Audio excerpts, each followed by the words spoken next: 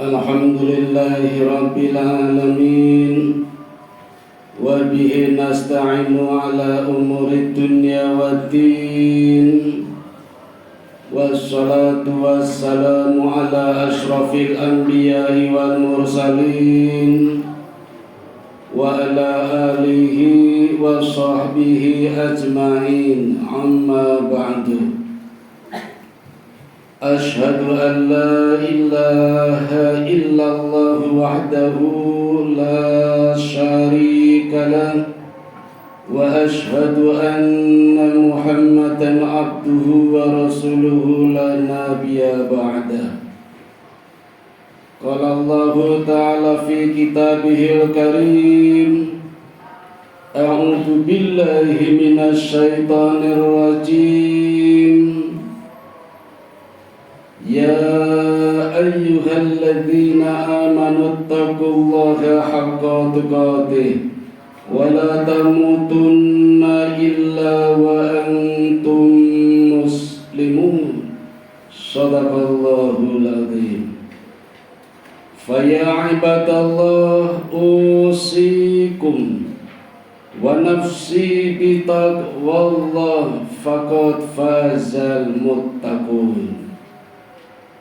Ma'asyiral muslimin, jamaah Jumat Masjid Anugerah Ilahi yang dirahmati Allah.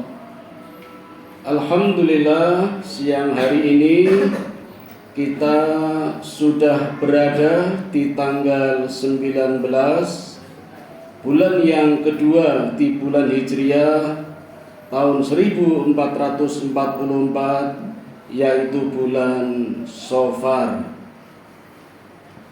Bulan yang kedua setelah bulan Hijriah, hijrahnya Nabi dari Mekah ke Madinah. Dan sebagai tindak lanjut setelah Nabi melakukan hijrah dari Mekah ke Madinah, banyak perubahan yang dilakukan oleh Nabi Muhammad sallallahu alaihi wasallam.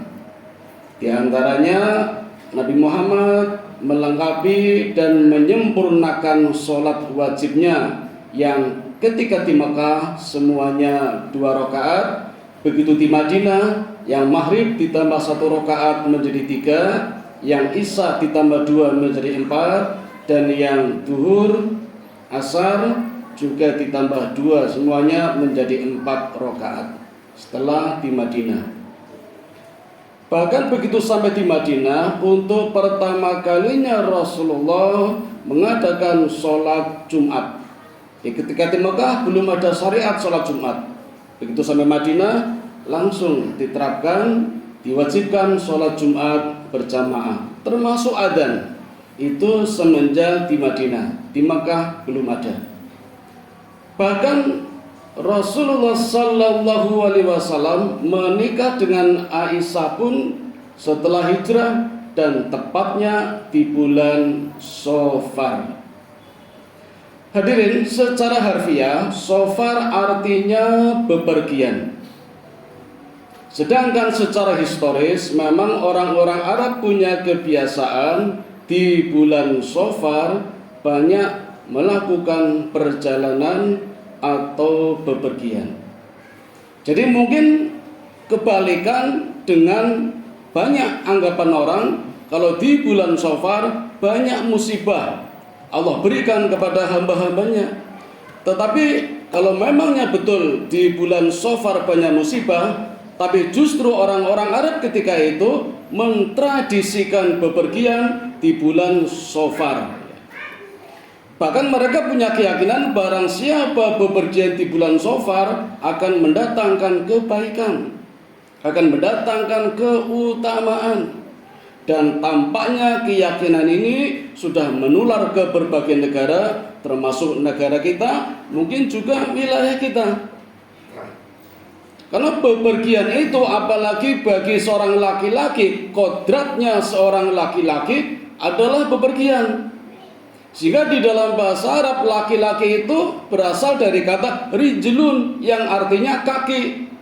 Laki-laki disebut laki-laki kalau bisa menggunakan kakinya. Jadi kalau tidak bisa menggunakan kakinya, bukan laki-laki. Karena laki-laki adalah rijlun, kaki, maka kodrat laki-laki adalah bepergian, tidak di rumah. Bukan laki-laki kalau di rumah saja.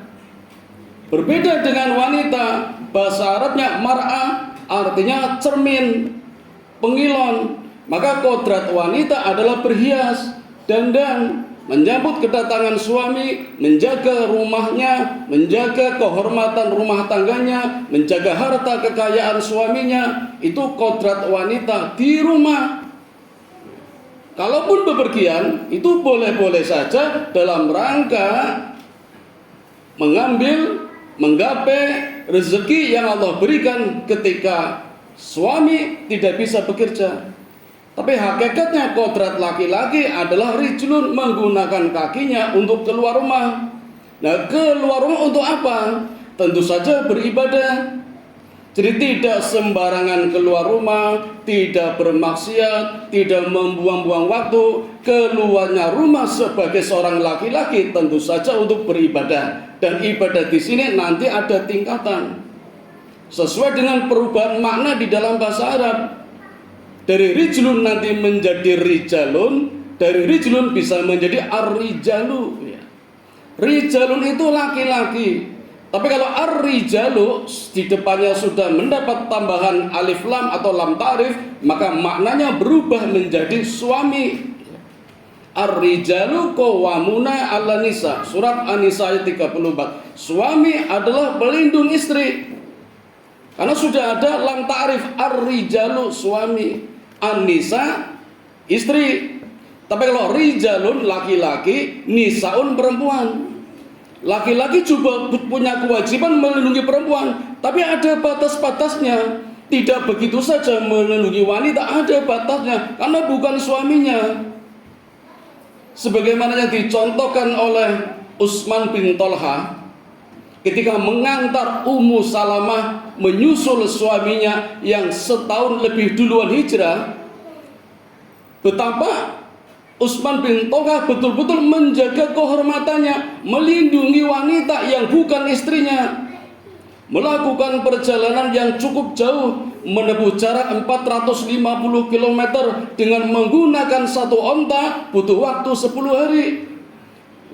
Utsman bin Tolha ini orang Nasrani, bukan orang Muslim, tapi tahu betul bagaimana menjaga kehormatan wanita, melindungi wanita yang bukan suaminya, bukan istrinya.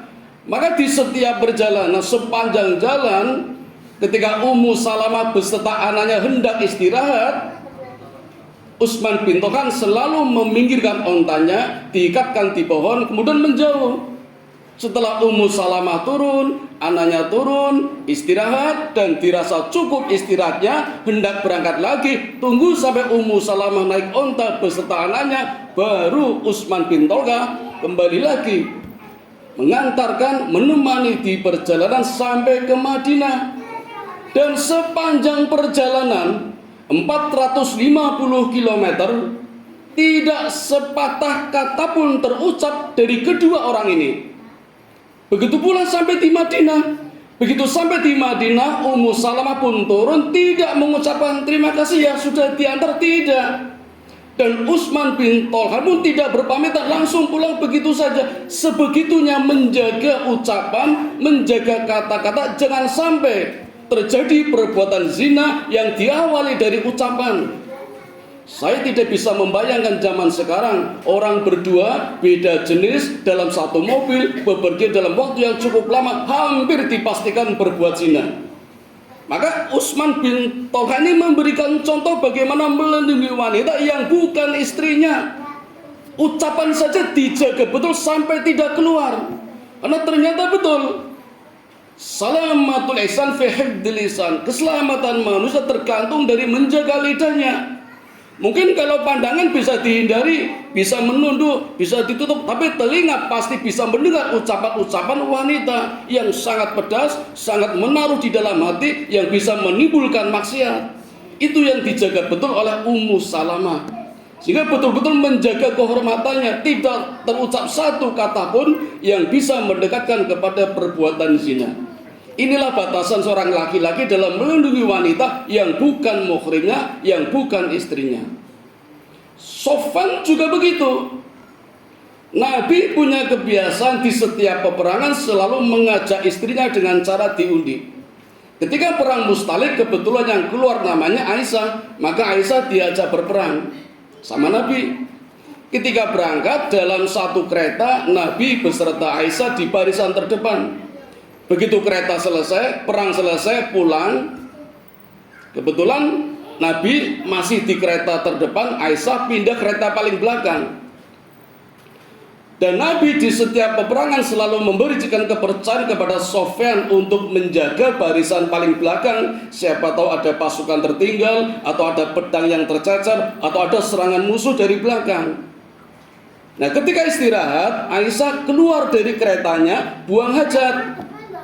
Ketika buang hajat pun tidak berpamitan sama Sofyan. Beda dengan kita kalau berpamitan, siswa berpamitan dengan gurunya, minta izin ke belakang. Aisyah tidak berpamitan. Dan memang itu etikanya, menjaga suara, jangan sampai memancing untuk berbuat zina. Sofyan lihat, sehingga membiarkan saja. Tidak lama kemudian Aisyah kembali ke dalam kereta, Sofyan pun melihat. Tetapi tidak lama kemudian Aisyah keluar lagi dari kereta, hendak mengambil kalung yang tertinggal di WC umum. Bentuknya gurun pasir, WC umum zaman dulu. Sofyan tidak melihat. Lalu kereta jalan. Begitu Aisyah datang, kereta sudah tidak ada. Yang ada tinggal Sofyan yang memang dapat tugas menjaga barisan paling belakang. Sehingga pasukan Nabi sudah jalan, tinggallah Aisyah tertinggal kereta. Karena kereta jalan, tidak tahu kalau Aisyah belum masuk, masih di WC umum. Sebegitunya hadirin yang dirahmati Allah menjaga kehormatan wanita. Sehingga Sofwan dengan satu kuda diberikan kepada Aisyah untuk naik kuda, Sofwan berada di depannya. Sehingga tidak melihat, terhindar dari perbuatan zina. Tetapi di tengah perjalanan di siang hari bolong, ada tokoh munafik namanya Sahlul. Melihat dari jarak jauh, bukan jarak dekat. Di siang hari Aisyah naik kuda sendirian, Sofwan berada di depan, tapi bayangannya kelihatannya satu kuda berdua. Lihat dari jauh, bukan dari dekat. Belum pasti kejelasannya, Sahlul sudah menebarkan berita. Maka Madinah geger. Rasul pun geger juga. Kemana istri saya? Istri saya hilang, geger itu. Madinah juga geger. Aisyah selingkuh, Aisyah selingkuh. Padahal belum jelas beritanya. Geger ini Madinah satu kota. Jangankan istri Nabi, istri polisi aja geger. Ini istri Nabi ini. Aisyah sendiri tidak tahu karena belum sampai ke Madinah. Tapi Nabi sudah gelisah, ada apa ini? Jangan-jangan Aisyah benar-benar selingkuh. Ditambah lagi 30 hari wahyu tidak turun. Biasanya Nabi itu kalau ada apa-apa Allah berikan wahyu, Allah berikan firman Allah, turun wahyu. Ini tidak 30 hari, maka Nabi juga gelisah. Sampai-sampai Aisyah mengatakan, ya Rasulullah, sekiranya aku sudah tidak berfungsi lagi sebagai ibu rumah tangga, kembalikanlah aku pada orang tuaku. Aisyah, maka Rasul pun mengantar. Ini etika ini ya. Rasul tidak menceraikan, cuma mengantar saja kepada orang tuanya, kepada bapaknya Aisyah, Abu Bakar As-Siddiq, sampai betul-betul jelas beritanya. Rasul tidak menceraikan. Jadi jangan meniru seperti yang di sinetron-sinetron, belum apa-apa, belum jelas sudah dicerai, sudah talak 3, diusir. Naudzubillah minta, itu ajaran jahiliyah itu. Rasul tidak. Nah, begitu 30 hari selesai wahyu turun, barulah kabar gembira datang. Rasul mengatakan, ya Aisyah, kabar gembira. Ternyata benar, engkau tidak bersalah, engkau bersih, engkau suci. Yang bersalah adalah orang munafik. Tapi Aisyah terlanjur manggil, maka masih marah dan belum bisa diajak bicara. Masih bermalam dulu di rumah bapaknya. Nabi masih pulang sendiri. Apa reaksi Umar bin Khattab? Langsung menghunus pedang. Rasulullah, katakan saja, saya tunggu perintahmu. Kalau engkau perintahkan aku bunuh Sahlul, akan aku tebas lehernya. Itu Umar. Kata Nabi, ya Umar, aku tidak ingin melihat ada orang Islam membunuh orang Islam. Sahlul munafik, tapi Islam. pernah membaca syahadat. Maka Nabi melarang Umar membunuh Sahlul. Jangan sampai terdengar berita orang Islam membunuh orang Islam. Itulah ajaran Islam. Beda dengan zaman sekarang. Banyak orang Islam membunuh orang Islam hanya masalah sepele. Ada orang Kristen membunuh orang Kristen. Ada polisi menembak polisi. Ajaran dari mana ini? Naudzubillah min dzalik. Sebegitunya Rasulullah menjaga berita-berita penting, firman-firman Allah. Nah, ketika Sofyan melindungi Aisyah yang bukan istrinya, itulah batasan-batasannya. Berbeda dengan suami ketika sudah menjadi ar-rijalu, batasannya berubah. Yang haram menjadi halal, yang halal berubah menjadi haram. Maka tingkatan-tingkatan bepergian dalam rangka ibadah pun berbeda-beda. Dan Allah pun memberikan reward yang berbeda-beda pula. Untuk adik-adik yang masih kecil-kecil, yang pasti punya kewajiban belajar, punya kewajiban sekolah, rewardnya pun berbeda. Semuanya bernilai ibadah. Allah sendiri mengatakan di dalam Quran, barang siapa bepergian, baik laki-laki ataupun perempuan, maka baginya satu kebaikan. Allah sediakan surga yang terbaik untuk orang yang bepergian, baik laki-laki ataupun perempuan. Tentu saja bepergiannya di sini dalam rangka ibadah, tidak sembarangan bepergian yang hanya membuang-buang waktu saja, menebarkan maksiat atau mencari permusuhan. Bukan seperti ini bepergiannya. Nabi pun memberikan support kepada orang yang bepergian. Kata Nabi, barang siapa keluar rumah, baik laki-laki atau perempuan, menuju ke masjid, menuntut ilmu, mengaji, maka setiap langkah kaki kanannya satu kebaikan, dan setiap langkah kaki kirinya diampuni dosa-dosanya. Ini pahala yang luar biasa ini. Semakin jauh rumah seseorang dengan masjid, maka semakin banyak pula pahala yang dapat diraihnya. Karena Nabi sendiri yang mengatakan setiap langkah kaki kanannya satu kebaikan, setiap langkah kaki kirinya diampuni dosa-dosanya. Bagi yang hendak bepergian ke masjid, apalagi menuntut ilmu, apalagi mengaji, perginya double-double itu. Ini support dari Nabi untuk orang yang bepergian. Tentu saja bepergiannya bernilai ibadah. Nah, ketika suami punya kewajiban bekerja, maka kodratnya adalah bekerja. Sehingga tidak normal, tidak wajar ketika suami tidak bekerja. Bagaimana ketika istri bekerja? Allah memberikan pahala 2 kali lipatnya, yang salah satu diantaranya bernilai sedekah. Walaupun kodrat wanita, kodrat istri tidak bekerja. Jadi kalau istri kita menganggur nggak ada masalah, memang bukan kodratnya. Tetapi kalau kita menganggur itu masalahnya. Apalagi seorang suami yang tidak bekerja bangga ketika istrinya bekerja, ini suami yang tidak waras. Nabi Ayub mengalami betul ketika Allah menguji dengan satu penyakit, namanya penyakit judari. Bentuknya benjolan, sekujur tubuhnya mulai dari atas kepala sampai kaki penuh dengan benjolan.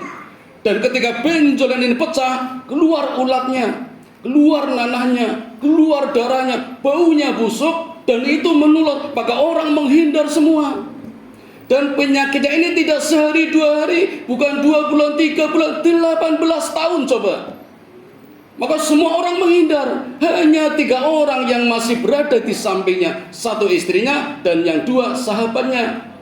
Itu pun setelah 18 tahun sahabatnya mengatakan, ya Ayub, dosa apa yang engkau perbuat sehingga Allah mengutuk dengan penyakit ini? Sahabatnya nggak yakin, sehingga juga pergi juga meninggalkan Ayub. Tapi istrinya masih bertahan, walaupun sempat mengatakan kepada Ayub, ya Ayub, engkau kan nabi. Nabi kan doanya nggak pernah meleset. Kenapa tidak berdoa saja kepada Allah agar segera disembuhkan dari penyakitnya? Apa kata Ayub? Ya Rohmah, namanya Rohmah. Sudah berapa lama Allah berikan nikmat kepada kita? Istrinya menjawab, 80 tahun. 80 tahun. Berapa lama Allah berikan penyakit kepada saya? 18 tahun. Imbang tidak? Tidak imbang. Maunya Ayub, penyakitnya pun juga selama 80 tahun, biar imbang. Ini Nabi yang luar biasa ini. Maka bergelar Imamus Sabirin, Nabi yang paling sabar, imamnya orang-orang sabar. Jadi harus menunggu 62 tahun lagi baru imbang. Apalagi Ayub praktis tidak bisa bekerja, hanya tepar di tempat tidur. Istrinya harus bekerja, menghidupi keluarganya, mencari pekerjaan kepada tetangga, tentu saja menyamar. Karena kalau tidak menyamar, konangan istrinya Ayub tentu tidak mendapat pekerjaan karena penyakitnya menular. Tapi Allah berkehendak ternyata konangan juga, sehingga tidak punya pekerjaan. Sehingga jalan terakhir yang dilakukan oleh Rahmah harus menjual rambutnya kepada orang kaya, hasilnya dibelikan makanan. Sampai ketika pula Ayub mengatakan dan menyesal ketika melihat istrinya rambutnya sudah dipotong. Karena rambut yang selama ini digunakan Ayub untuk bangkit dari tempat tidurnya berpegangan ternyata dipotong. Apalagi istrinya mengatakan seperti itu, maka Ayub dalam kemarahannya pun bersumpah, "Ya istriku, besok kalau aku sembuh kamu akan aku pukul 100 kali." Itu sumpahnya Ayub. Pelajaran di sini hadirin, ketika Ayub sudah tidak bisa berbuat apa-apa, Allah masih memerintahkan kepada kita, kepada Ayub, juga kepada kita sebagai pelajaran untuk tetap berusaha. Apa kata Allah? "Ya Ayub, gerakan kakimu." Tidak bisa ya Allah, gerakan kakimu. Karena istrinya sudah pergi, mungkin buang hajat. Maka dengan susah payah Ayub menggerakkan kakinya. Walhasil dengan gerakan kakinya yang menancap ke tanah, tanahnya memancar air dingin, air sejuk. Maka seketika itu pula Ayub mandi dengan air itu dan semua penyakitnya hilang. Sembuh total, bersih, tambah putih, tambah bagus, bahkan tambah muda. Ini mukjizat ini. Umur tambah muda kan mukjizat. Zaman sekarang nggak bisa, kalau dikatakan 60 jadi 40 nggak bisa. Tapi ini mukjizat, jadi muda lagi. Sampai Roma pangling dengan suaminya, mencari-cari di mana suamiku, ya fulan apakah tahu suamiku? Tidak tahu. Padahal yang ditanya adalah suaminya. "Anak Ayub, saya Ayub." Tidak percaya, karena lebih muda lagi. Sampai berkali-kali Ayub mengatakan, "Aku Ayub baru percaya kalau itu suaminya." Begitulah Allah memberikan titik balik kepada orang yang mau berusaha, tidak menerima takdir begitu saja. Karena kodrat laki-laki adalah bekerja, paling tidak menggerakkan kakinya, ikhtiar. Tidak cuma berdoa saja, Nabi pun tetap berdoa. Dalam banyak peperangan, walaupun dijamin menang, Nabi tetap berdoa. Kata Abu Bakar, "Ya Rasul, kenapa berdoa?" Kata Nabi, "Doa adalah wajib. Walaupun Allah takdirkan kemenangan, Allah berikan rezeki kepada kita, tapi kita punya kewajiban berdoa, punya kewajiban berikhtiar. Ikhtiar itulah yang namanya bekerja, dan bekerja bagian dari ibadah." Itulah hadirin makna singkat tentang bepergian. Jadi ada tingkatan bepergian yang semuanya dalam kerangka beribadah, mencari ilmu, ke masjid ataupun ibadah, dan satu lagi yang mungkin kita tidak bisa melakukannya adalah berperang. Maka tentu saja perang kita dalam bentuk yang berbeda, yaitu perang mengajak kebaikan, mencegah kemungkaran, dan mengajak orang beriman. Itulah perang yang mungkin bisa kita lakukan di zaman sekarang ini. Karena kalau kita perang benar-benar menggunakan senjata, tentu saja kita dianggap teroris. Tapi Nabi mengajarkan kepada kita untuk banyak belajar, mempelajari kisah-kisah Nabi, terutama peperangan-peperangan Nabi yang dilakukan dalam rangka menegakkan kebenaran dan keadilan. Demikian hadirin yang dapat kami sampaikan, mudah-mudahan ada manfaatnya. Wa qur rabbighfir warham wa anta khairur rahimin.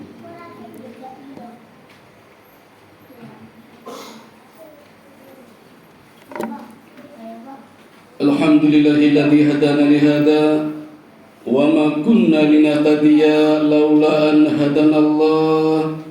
Asyhadu an la ilaha illallah wahdahu la syarika lah wa asyhadu anna Muhammadan abduhu wa rasuluhu la nabiyya ba'dah. Allahumma shalli ala Muhammad wa ala ali Muhammad. Ayyuhal muslimun, ittaqullaha haqqa tuqatih wa la tamutunna illa wa antum muslimun. Hadirin yang dirahmati Allah, marilah kita berdoa bersama-sama sembari mohon ampun kepada Allah. Barangkali selama ini kodrat kita sebagai laki-laki mungkin masih kurang di dalam menunaikan tugasnya sebagai suami ataupun sebagai seorang laki-laki, yaitu bepergian. Terutama bepergian dalam rangka positif, dalam rangka ibadah, tidak maksiat, tidak menebarkan permusuhan. A'udzubillahi minasyaitonirrajim. Bismillahirrahmanirrahim. Innallaha wa malaikatahu yusalluna 'alan nabi. Ya ayyuhalladzina amanu sallu 'alaihi wa sallimu taslima. Allahumma salli 'ala Muhammad wa 'ala ali Muhammad kama shallaita 'ala Ibrahim wa 'ala ali Ibrahim wa barik 'ala Muhammad wa 'ala ali Muhammad kama barakta 'ala Ibrahim wa 'ala ali Ibrahim innaka Hamidum Majid. Allahumma ighfir lil muslimina wal muslimat wal mu'minina wal mu'minat al ahya'i minhum wal amwat innaka sami'un qaribun mujibu da'wat wa qadiyal hajat wa qati'us syahwat. Allahumma inni as'aluka ilman nafi'a wa rizqan thayyiba wa amalan mutaqabbala. Allahumma inni as'aluka al-huda wa tuqa wal afafa wal ghina. Allahumma ja'alni syakura waj'alni sabura waj'alni fi ainin saghira wa fi a'yunin nasi kabira.